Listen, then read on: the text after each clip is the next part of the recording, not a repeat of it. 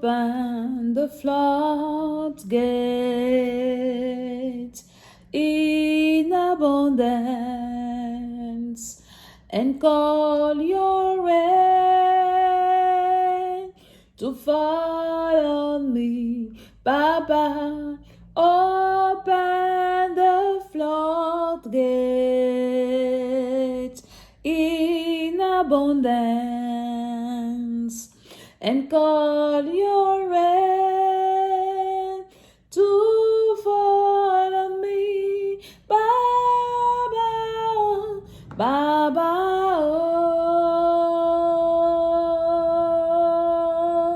oh, oh, Baba, oh, Baba,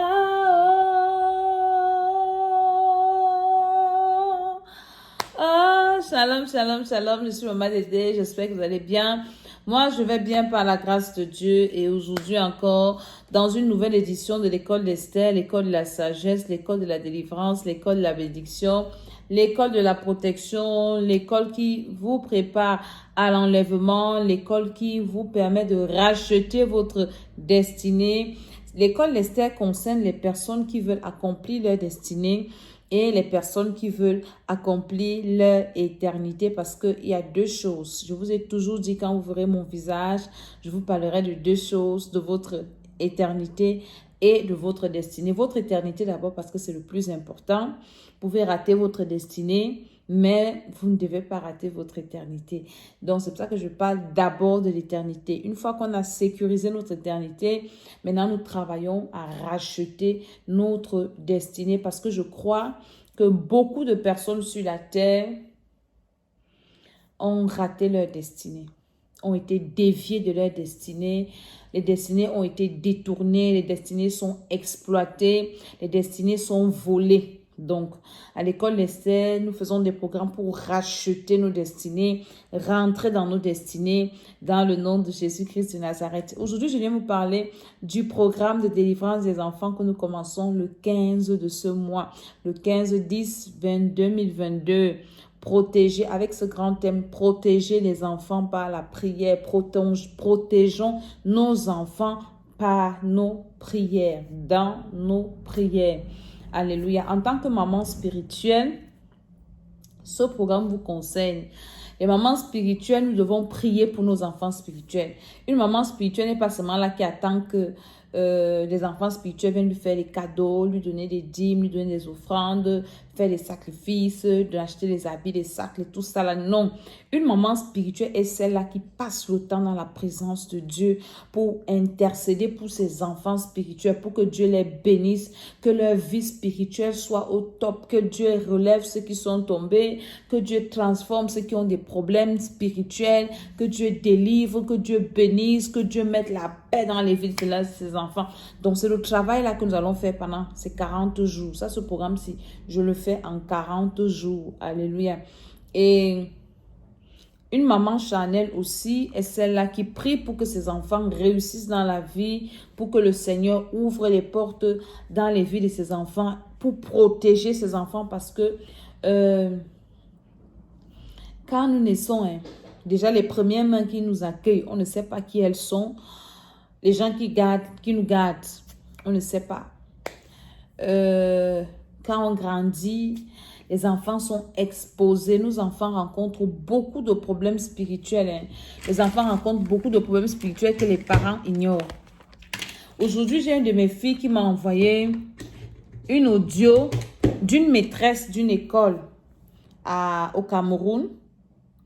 La maîtresse a été victime de la sorcellerie. Je crois une maîtresse de l'école primaire, victime de la sorcellerie par ses élèves. Toutes les fois où cette maîtresse allait en classe, elle dormait. Et je pense qu'elle s'est rendue compte que ce n'est pas normal. Pourquoi je quitte chez moi en forme? Dès que j'entre dans ma salle de classe, je commence à dormir. Un sommeil bizarre. Et donc, la maîtresse a commencé à menacer les élèves, menacer les enfants. Ils ont commencé à dévoiler. Oh, c'est elle qui fait la sorcellerie. Oh, c'est elle qui a fait ceci. Oh, c'est elle qui a fait ça. Les petits enfants. l'école primaire. À l'école d'Esther, nous faisons des programmes de prière pour les enfants.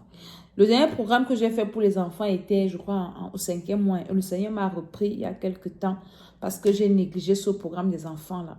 Comment est-ce que je commence à faire des programmes de délivrance pour les enfants? Parce que je suis une maman qui a été victime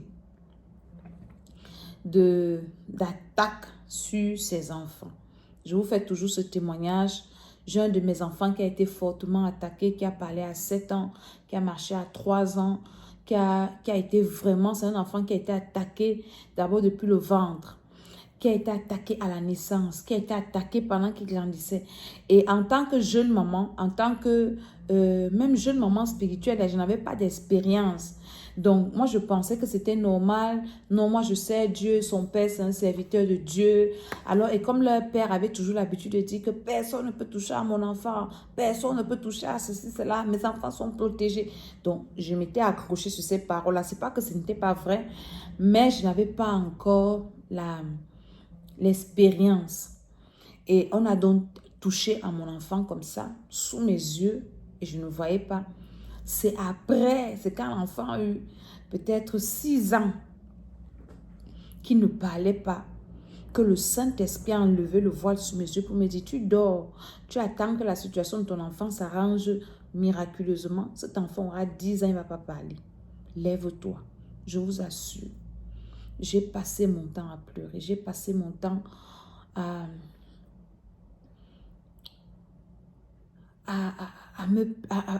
me lamenter.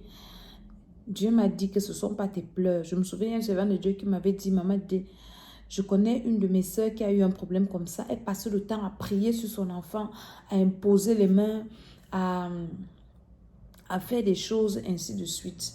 Elle passait le temps à faire ça. M'a dit, ne baisse pas les bras. Prophétise sur ton enfant, parle sur ton enfant, appelle-le souvent. Tu poses les mains sur lui, tu pries sur lui, tu parles sur lui. Et j'ai commencé à le faire. Et le Seigneur m'a révélé le programme SI en 2020. Parce que je faisais ça de façon vague. Et quand j'ai commencé à faire ce programme-ci, j'ai fait ça 2 fois. 40 jours fois 2, ça faisait 80 jours. Mon fils qui ne savait pas écrire, qui ne savait pas lire à l'époque. Et quand on lui disait que viens étudier, ça l'énervait. Et il était fâché, il avait vraiment un esprit, il refusait. Parce que c'était l'esprit-là qu'il avait. Il ne voulait rien faire. Tu veux forcer, mais l'enfant dit, je ne veux pas. Et vous connaissez vos pays, les pays occidentaux, ils ne sont pas forcés un enfant qui ne veut pas faire. Et après ce programme, 2 fois, un jour, mon fils, il vient. Il me dit, maman, d'abord, il commence son langage s'améliore. Il dit, je veux parler, mais j'arrive pas. Je dis, ah, tu as la volonté. Après, il me dit, apprends-moi à écrire. Je suis dans ma classe, je ne sais pas écrire. Je vous rappelle que c'était un enfant. Je n'aimais pas rester en sa présence parce que j'étais, chez nous en patois, on appelle ça doudou. C'est-à-dire que j'étais tellement énervée que tu vas apprendre un truc à l'enfant, il est bloqué, tu te demandes que mais tous mes autres enfants étaient normaux. Toi, tu sors d'où avec cette histoire? Sa petite soeur même qui est née, même savait tenir le bic avant lui. Et il vient me dire, maman, apprends-moi à écrire. Et entre-temps, je vais vous dire, toutes les réunions qu'on m'appelait à l'école pour cet enfant, c'était pour me dire que mon enfant est nul. C'était pour me dire que mon enfant, oh, il ne sait rien faire. C'était pour me dire que il crie, les autres enfants sont mal à l'aise. Donc, quand une maîtresse, la maîtresse m'appelait, que madame, je veux vous voir, j'ai commencé à dire que, hé, on va encore me dire quoi là-bas? Hé? Et donc, après ces 2 programmes de 40 jours là, la maîtresse m'envoie le message. Elle m'appelle. Oui, madame, est-ce que je peux vous rencontrer pour qu'on fasse le point sur la scolarité de votre enfant? Je suis restée comme ça. J'ai commencé à dire que, hé, chez mon enfant, il avait jeté. Et je parlais seule. Je parlais là-dessus. J'ai tourné la maîtresse pendant 2 semaines. Elle m'appelle. Madame, rendez-vous. Je dis que madame, je suis occupée. Non, je vais voir le jour du rendez-vous. Non, il a plu, il faisait froid. J'ai inventé des histoires. Après, moi, je me suis arrêtée. Je lui ai dit à moi-même que tu vas fuir jusqu'à quand? C'est ton enfant. Tu vas le jeter. Va écouter ce que la maîtresse va dire. Et le jour, elle n'avait jamais oublié, c'était un vendredi. Les enfants sont rentrés de l'école. Maman, eh bien, maman, la maîtresse de telle nous a envoyé le message qu'elle t'attend. Je dis, oui, je pars. J'allais, je tirais mes pieds en haut, je marchais comme ça. Je dis, hé, Seigneur, Seigneur Jésus, c'est ça ma récompense. Hein? Jusqu'à quand? Jusqu'à quand? Quand j'arrive à l'école, la maîtresse est gentille. Elle me dit, madame, je vous cherche depuis parce que je trouve qu'il y a une grande amélioration sur votre enfant. Il écrit déjà bien. Il parle déjà, les mots sortent, il a la volonté. Maman, le rendez-vous que je fuyais, je suis comme ça. J'ai dit, ah bon? J'ai dit à la maîtresse, mais vous travaillez avec... Il m'a dit que vous travaillez avec lui à la maison, vous lui apprenez à écrire. Il écrit bien, une belle main d'écriture et tout. J'ai dit à la maîtresse que oui, effectivement, je lui apprends à écrire, à compter, à lire. Et je pense moi-même à la maison qu'il a déjà la volonté. La maîtresse me dit, oui, je vous appelais pour vous dire ça depuis que... Je vous assure que depuis que cet enfant était né ou qu'il allait à l'école, c'était la première fois, 2020, que j'entendais un bon rapport sur lui. Et je suis rentrée à la maison. J'ai commencé à dire, je fais les bonnes nouvelles. Et le Saint-Esprit me dit que tu as vu les programmes de délivrance des enfants que tu as lancés ici. Tu as vu l'effet que ça a eu sur ton enfant toi-même. C'est pour ça que depuis 2020, là, quand je lance un programme de délivrance personnelle, j'associe délivrance de l'enfant, délivrance des enfants, parce que c'est un programme qui m'a fait du bien à moi-même. Donc, quand vous me voyez venir vous parler ici, délivrance des enfants, là, c'est là-haut pour moi-même. Parce que je l'ai expérimenté. Et c'est depuis ce temps-là que, bam, le retard que l'enfant avait, il est en train de le rattraper parce qu'il a perdu des classes. Et vraiment, j'ai compris que c'est important de prier pour nos enfants. Je parle à des mamans. J'ai une de mes filles spirituelles qui a un problème comme ça. Et elle a fait un sacrifice à l'église, c'est tombé en OM d'une personne et la personne a récupéré l'argent. J'ai appelé la dame là pour lui dire que rembourse l'argent de la femme là parce que c'est l'argent qui va à l'église, c'est un sacrifice. Parce que la malédiction qui est sur l'enfant de la fille, si tu vas porter ça, ma chérie. Elle m'a embrouillée, elle a menti, elle a fait ce qu'elle a fait. Je lui ai dit que c'est pas grave. Quand on va prier pour libérer l'enfant, là, ça va venir sur toi et sur ta génération. Faites attention avec ce que vous faites. Vous ne savez pas ce que c'est qu'avoir un enfant qui a un problème. Je viens parler, c'est parce que je sais ce que ça fait. Les pleurs de ça. La frustration de ça. Je n'ai pas fêté le premier anniversaire de mon enfant parce que je le cachais. Vous ne pouvez pas savoir. Je veux parler à une maman, les mamans qui ont des enfants autistes ici. Venez au programme-ci. Je peux vous parler parce que j'ai expérimenté ça. Vous ne savez pas là où vous êtes parti accoucher les enfants. Les lois qu'il y a dans ces familles de sorcellerie. Peut-être tu avais un homme qui est dans l'occultisme, tu ne sais même pas. Ou bien qu'il y a des antécédents occultistes. Tu ne connais pas. Et ce sont tes enfants qu'on a sacrifiés à ton insu. Tu vois seulement comment l'enfant devient têtu, l'enfant devient rebelle, il y a des choses qui ne marchent pas. Tu penses que ça va aller. Non, c'est la puberté. Vous pensez que nous, là, on n'a pas fait la puberté. Tout le monde a eu ces périodes de puberté, des crises de puberté. Mais pourquoi certains enfants gèrent mal les crises de puberté, d'autres, ça passe normalement. Ce sont des affaires de sorcellerie. Quand tu as déjà sacrifié l'enfant, même ta famille là où tu es venu, tu vas épouser une femme, tu ne connais pas la famille là où elle est. Les enfants, j'ai une de mes filles, je vous ai parlé de ça dans une vidéo, un de mes fils qui est en train de souffrir avec sa fille à l'hôpital et ainsi de suite. Il m'a envoyé le message l'autre jour, c'était aujourd'hui, c'était hier que j'ai lu ça, ce matin, parce que cette fille, son corps gonfle. Je lui ai dit que regarde, cet enfant doit avoir des problèmes de reins.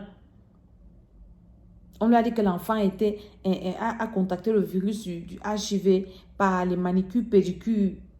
Je dis que mais le HIV ne fait pas gonfler le corps comme ça. Elle doit avoir un problème. On a trouvé qu'elle a un problème de rein. Il me dit, maman, tu avais vu. Maman, ce que tu avais vu, ce que les médecins ont dit. Je dis que moi, je vois. Quand Dieu me montre, il m'a montré. Je t'ai dit que l'enfant, s'il doit avoir un problème de rein, de foie, il faut qu'on fasse des examens de son foie et de son rein. Il doit avoir un dysfonctionnement parce que c'est ce que le Saint-Esprit me dit. Vous ne savez pas là où vous partez accoucher vos enfants. Vous ne savez pas là où vous partez entrer. Même les écoles où nos enfants vont aussi. Les camarades sorciers. Ton enfant peut aller prendre la sorcellerie à l'école. Ou bien dans la famille. Peut-être le nom que tu as donné à ton enfant, ça le réclame. Dans des programmes de délivrance des enfants comme ça, nous faisons ça en profondeur. Nous faisons ça en profondeur. Ce programme, c'est... Même si je le fais seul, je le fais seulement. Parce que je sais ce que ça a fait pour moi. Et je sais ce que ça fait pour mes enfants. Vous pouvez être dans des familles où vous avez épousé des gens qui ont fait les fétiches, les pratiques et tout ça. Vous naissez dedans. Vous partez accoucher des enfants dedans. Les réclamations qu'il y a là-dedans. Des réclamations. Les enfants des hommes de Dieu ont beaucoup de réclamations. Vous devez venir à ce programme de délivrance des enfants. Parents, ne soyons pas égoïstes. En fin d'année, nous achetons les habits à nos enfants, les chaussures. Nous achetons des choses à nos enfants. Mais nous négligeons leur vie spirituelle. Prier pour son enfant, c'est préparer l'avenir de son enfant. Prier pour son enfant, c'est assurer son éternité. Prier pour son enfant, c'est le préserver, c'est le protéger. Et dans ces programmes-là, nous prions seulement pour nos enfants. Et prier pour ces enfants, c'est prier pour soi-même. Parce qu'il y a des choses qui nous sont arrivées parce que nos parents n'avaient pas la révélation et ne connaissaient même pas prier. Pendant que dans les programmes de prière des enfants, c'est quand nous prions pour les enfants, un sujet de prière, nous appliquons le sujet de prière sur nous-mêmes à l'époque où nous avions cet âge-là. Par exemple, si je prie pour mes enfants de 0 à 6 ans, je prends un exemple. De 0 à 6 ans, ma mère ne savait pas prier. Je dis, Seigneur mon Dieu, pendant cette période-là, tout ce qui s'est passé dans la vie de mes enfants, je détruis. Seigneur Jésus, je prie aussi pour moi-même. Pendant cette période-là, ce qui s'est passé dans ma vie, si j'ai été détruit dans cette période de ma vie-là, je détruis ça. Donc, prier pour son enfant, c'est faire une pierre deux coups. Une prière à plusieurs coups.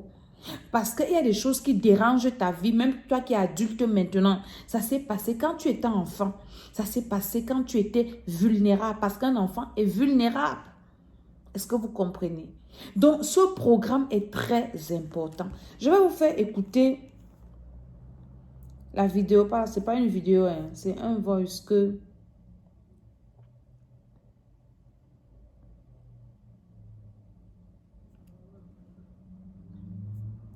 C'est un voice qu'une de mes filles m'a envoyé ce matin. Pour me dire que maman Dédé, c'est grave. Oui, c'est très grave. Écoutez, la maîtresse de l'école publique de Lezoa, victime de la sorcellerie par ses élèves. Si jamais mes collègues, vous allez souffrir. Quand je vous assure, vous allez... Je vais vous fouetter. Dites-moi pourquoi vous me faites dormir. Il y avait quoi? Tu dis qu'il y avait quoi? Madame, celui-ci, il avait la fait le pic à main. Il avait une petite bouteille là. Il avait une petite bouteille, il avait la petite dedans. Il avait écrit un nom dedans là, madame. Après, celui-ci était venu m'appeler ici là. On voulait le taper ici là, madame. Nous, on fait avec l'argent et la craie et les feuilles. Je ne sais pas ce qu'il était en train de fabriquer. Il doit lever l'argent, j'ai donné à la personne à qui ça appartenait. Qui d'autre? Je n'étais pas partie avec madame. Vous avez fait ça où? Dans ma classe? Madame, celui qui a fait ça ici, madame. Vous faites ça où? Dans ma classe? Hein? Il était en train de dire que la maîtresse va dormir pendant longtemps. Chaque fois que elle arrive, elle commence à dormir. Il est en train de dire quoi? Chaque fois que la maîtresse va arriver, elle va commencer à dormir. Voilà. Je ne peux pas vous laisser. Je ne peux pas vous laisser. Parce que j'ai remarqué quelque chose. Dès que j'arrive ici, je me couche. Vous avez remarqué, non? Est-ce que le sommeil était normal? Et j'ai dit que je vais... Dites-moi la vérité. Ouais. Cherchez-moi, je veux le piment. Je vais vous... Allez, je vais vous mettre le piment au corps. Vous me dites la vérité aujourd'hui. Attends d'abord. Moi-même, je vais aller voir. Dis-moi la vérité. Tu mens. Tu ne mens pas comment? Donc, c'est lui qui me faisait dormir. Madame, c'est lui chaque fois. Il fait les remèdes après il dit que la maîtresse va dormir. Les boutons vont sortir sur la maîtresse. Dis-moi que ce n'est pas vrai. Dis-moi que ce n'est pas vrai. Madame, Dis-moi que tu t'es... Dis-moi que ce n'est pas vrai. Dis. Tu dis qu'il avait dit à qui? mon camarade était là, on était venu ici, là, il voulait voir un chevrade. Après, il était en train de faire remettre la ville, il avait dit que les boutons ont sorti sur la face de la méthode. Chaque fois dès qu'elle arrive, elle commence à dormir. Ok. Abena, je vais convoquer tes parents. Vous allez me dire. Vous avez compris, non? On va faire sortir les boutons sur le visage de la maîtresse. La maîtresse va dormir. Les petits enfants à l'école primaire, peut-être ils font même le C1. Peut-être même le cours préparatoire ou CM2. Même souvent, ils ne font pas le CM2. Ils doivent être soit le CE2, CE1, CP. La classe là. Elle dit, je vais convoquer tes parents. Maintenant, toi, parent, moi, il vient te parler. Ton enfant est en train de faire la sorcellerie à l'école comme ça. Tu vas venir m'insulter sur ma vidéo. Ah! Laissez les gens. Alors que ton enfant, c'est un sorcier. Elle dit qu'il a pris un papier, on écrit les noms dessus, une petite bouteille, la craie, l'argent. La craie, c'est quoi? C'est la vie scolaire de ton enfant qu'on peut bloquer. Hein? On bloque la vie de ton enfant. L'argent, on prend ton argent. Tu es là, tu es à mature aujourd'hui, tu es grand. Même si tu n'as pas d'enfant, tu peux venir au programme là pour prier pour toi. Hein. Peut-être que c'est à l'école primaire qu'un camarade sorcier a bloqué ton argent. Aujourd'hui, tu es pauvre comme tu es pauvre aussi. Tu ne sais pas. Hein. La vie spirituelle est compliquée. J'ai une de mes filles, celle dont je parle là, qu'une personne, elle a fait un mauvais Orange Money sur un mauvais compte. Pendant qu'elle prie, le Seigneur lui révèle en fait que on a envoûté son enfant avec l'escargot.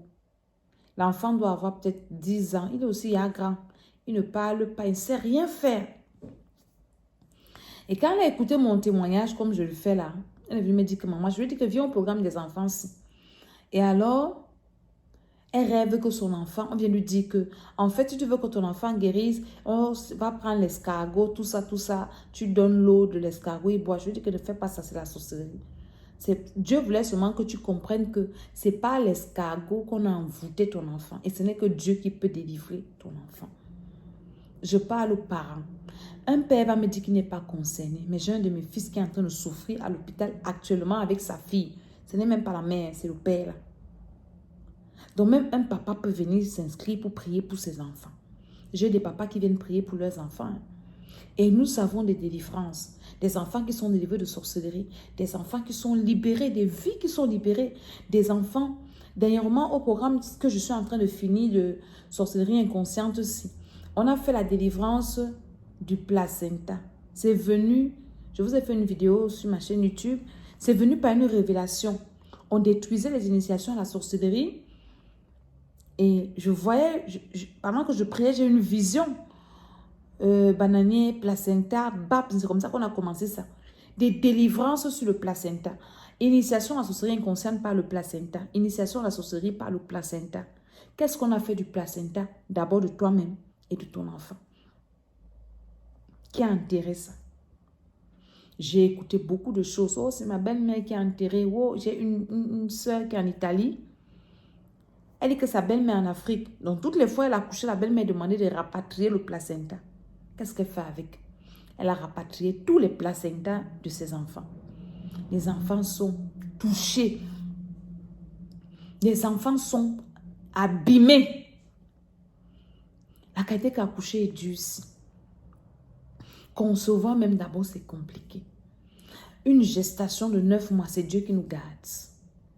Parce que le ventre même, déjà comme ça pèse, c'est Dieu qui nous garde. Accoucher alors c'est autre chose.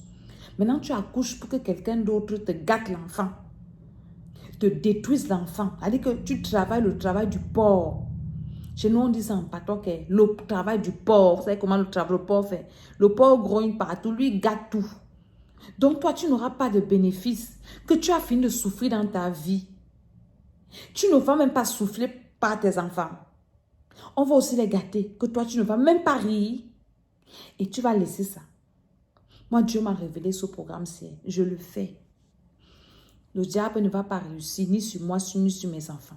Parce que quand on ne peut pas te détruire, quand on ne peut pas t'atteindre, quand tes ennemis ne peuvent pas te faire ce qu'ils veulent te faire là, ils ne veulent pas te pleurer, la meilleure chose, le meilleur point où ils peuvent aller appuyer, le meilleur bouton là, c'est de détruire tes enfants. Tu ne peux pas savoir ce que ça fait. Parce que quand c'est encore toi-même, tu peux gérer, tu es grand, tu peux supporter certaines choses. Mais quand ça atteint ton enfant, tu ne peux rien faire. Tu es comme si on t'a ligoté. Tu vois un enfant souffrir. Parfois, quand tu es un parent et tu vois ton enfant malade, tu peux avoir envie de dire à Dieu que Seigneur, prends la maladie là, mets sur moi, donne la santé à l'enfant, que moi je porte ça et que moi je souffre avec.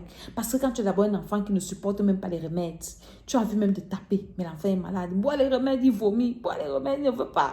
Et l'enfant il souffre. Je vous ai dit que la prière a deux rôles. Le rôle curatif et le rôle préventif. La prière préventive est mieux que la prière curative. Parce que la prière curative, ça prend souvent le temps pour agir. Mais la prière préventive, ça agit. Ça agit. Ça protège ton enfant contre les attaques, contre les oppressions, les mauvais rêves. Il y a des enfants qui sont attaqués dans les rêves. Dernièrement, j'ai suivi un enfant dire que dans les rêves, on est venu l'enchaîner. On l'a enchaîné, on lui a dit que tu serais esclave, on le fait les trucs, on oppresse l'enfant et physiquement l'enfant est touché. L'enfant est... Je vous dis, toi qui vas écouter la vidéo aussi, partage ça aux parents. Toi qui es parent, après avoir écouté la vidéo aussi, que les écailles tombent de tes yeux et que Dieu te permet de voir l'état même d'abord physique de tes enfants et l'état spirituel de tes enfants. Pour que tu viennes à ce programme pour prier pour eux. C'est très important.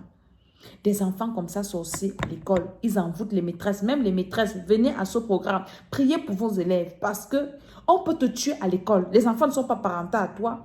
Toi, tu es maman, tu es parent, tu as les élèves, tu pars au travail.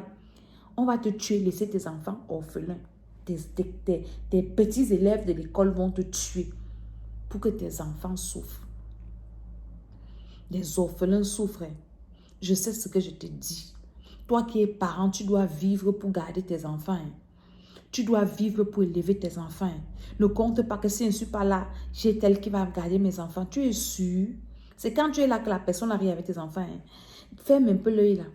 On va te dire que c'était telle personne que tu comptais là qui va garder ton enfant. Tu vas lire. Donc moi, je viens seulement dans mes vidéos aussi parler aux parents. Réveiller les esprits des parents pour dire que réveillons-nous. Réveillons-nous. Moi, je suis à réveiller. Je viens aussi réveiller les autres que ton enfant est à quel âge? Il y a des parents qui ont des enfants autistes qui ont plus de 10 ans. Quelqu'un m'a dit, maman, tu étais où depuis? Si je t'avais rencontré quand mon enfant était petit, il n'allait pas arriver à cet âge-ci comme ça. Alléluia. Et je vais finir par encourager tous les parents qui ont des enfants à problème. Des enfants têtus, des enfants qui pissent au lit, des enfants qui volent, qui mentent, des enfants délinquants. Ce sont des enfants qu'on a sacrifiés. Si tu es un parent, une maman qui m'écoute, ou bien des enfants maladifs, les maladies des enfants, c'est la sorcellerie. Quand j'étais en Afrique dernièrement, j'ai prié pour des enfants pendant toute la période.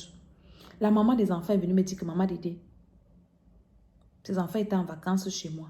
Elle me dit, et je priais pour tous les enfants qui étaient en vacances chez moi. Tous les jours, je priais pour les enfants. J'ai vu comment les enfants changeaient. Quand la maman est venue prendre ses enfants, elle dit, maman Dédé, je rêve. Mes enfants ont fait 2 mois sans tomber malades. 2 mois.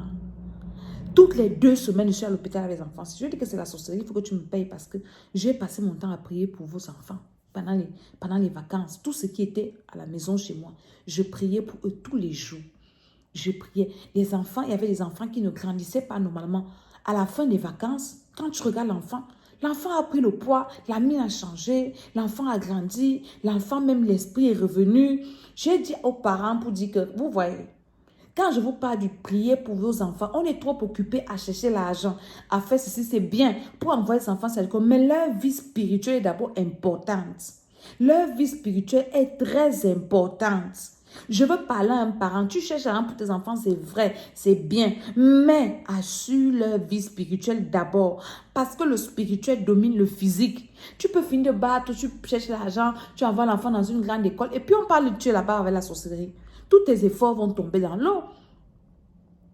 Il y a des parents qui n'ont même pas 10 minutes pour prier pour leurs enfants. Quand tu vas venir au programme, si tu seras obligé, ça va te discipliner. Tu auras dans ton emploi du temps un temps où tu vas prier pour tes enfants par jour. Et tu verras le résultat parce que seul c'est difficile. Mais ensemble c'est facile. C'est pour ça que moi je fais les programmes parce que quand on est nombreux, ça nous permet, moi-même ça me discipline. Vous comprenez un peu ça? C'est très important, la prière pour nos enfants. Nos enfants, c'est notre relève. Prier pour son enfant, c'est préparer sa retraite. Prier pour ses enfants, c'est assurer son avenir. Parce qu'à un moment, on est fatigué. Ce sont les enfants-là qui vont nous précéder, qui vont nous suivre, qui vont nous soutenir, qui vont prier aussi pour nous. Quand tu pries pour ton enfant maintenant, demain ou après-demain, il va aussi prier pour toi. Parce que tu as aussi besoin, demain tu seras faible. Si tes enfants, tu n'as pas passé le temps à prier pour eux, quand toi tu seras attaqué, les meilleurs intercesseurs que tu puisses avoir sont tes enfants. Parce qu'ils ont tout intérêt à ce que toi tu vives, à ce que toi tu sois debout, à ce que toi tu sois béni. Donc, la prière pour les enfants, c'est un investissement. Je prie pour toi, parents. Ne sois pas découragé. Ne dis pas que, vraiment, on a déjà gâté mes enfants. Oui, Dieu peut les restaurer, c'est possible. Viens à ce programme-là. J'ai plein de témoignages des parents dont les enfants sont restaurés, les enfants sont délivrés, mais il n'attend plus que toi. Donc, mon numéro WhatsApp, c'est le 0033 7 60 09 48 18. Écrivez-moi à ce numéro pour prendre des informations et venez à ce programme. Nous commençons le 15 et nous allons prier pour nos enfants. Que la puissance de Dieu soit sur chacun d'entre vous, que la grâce de Dieu, que l'onction de Dieu vous visite. Alléluia, partagez, partagez, partagez. Et à partir du 10, nous commençons la délivrance de l'homme intérieur, c'est pour les grands. Nous finissons bientôt, je crois cette semaine ou bien début de semaine prochaine, nous finissons la délivrance de la sorcellerie inconsciente. Et nous entamons directement la délivrance de l'homme intérieur, première partie. Donc, vous pouvez aussi venir à ces programmes pour prier pour vous-même. Et en même temps, vous pouvez aussi être au programme des enfants pour prier pour vos enfants. Là, c'est plus équilibré. Vous priez pour vous-même, vous priez pour vos enfants. Et là, il y a l'équilibre. Alléluia. Donc, et le Seigneur vous fera beaucoup, beaucoup de bien. Je finis en disant que le 10e mois, c'est le mois de sacrifice. Dans le monde spirituel, on sacrifie tout et n'importe quoi. Toi aussi, ça doit être sacrifice contre sacrifice. Tu dois sacrifier pour tes enfants. Sacrifie pour toi-même, pour ta vie, pour les vies de tes enfants. Ne dors pas. Fais des offrandes sacrificielles à l'église. Donne ta dîme, tes offrandes, tes actions de grâce, des sacrifices. Si tu entends ici qu'à l'église, on a besoin de ceci, va donner. L'argent n'achète pas la vie. Les veuves, les orphelins, faites des sacrifices le mois-ci. Ça va contrer les sacrifices qu'on fait contre vous dans le règne spirituel. C'est un conseil gratuit. Si tu veux, tu le fais. Si tu veux, tu ne le fais pas. Je dis à ceux qui vont écouter. Que le Seigneur vous garde, qu'il vous bénisse. Priez pour moi aussi. Bénissez-moi aussi, c'est important. Alléluia. Que la grâce de Dieu, pour aussi venir faire des sacrifices à l'école d'Esther, c'est important. Dieu vous met à cœur de venir s'aimer à l'école d'Esther, s'aimer dans la vie de Maman Dédé, s'aimer dans la vie de mes enfants, parce que j'ai des orphelins. Alléluia. Le Seigneur va vous bénir aussi. Que la grâce de Dieu soit sur vous, que la puissance de Dieu vous bénisse et vous localise. Au nom de Jésus, je dis Amen, Amen.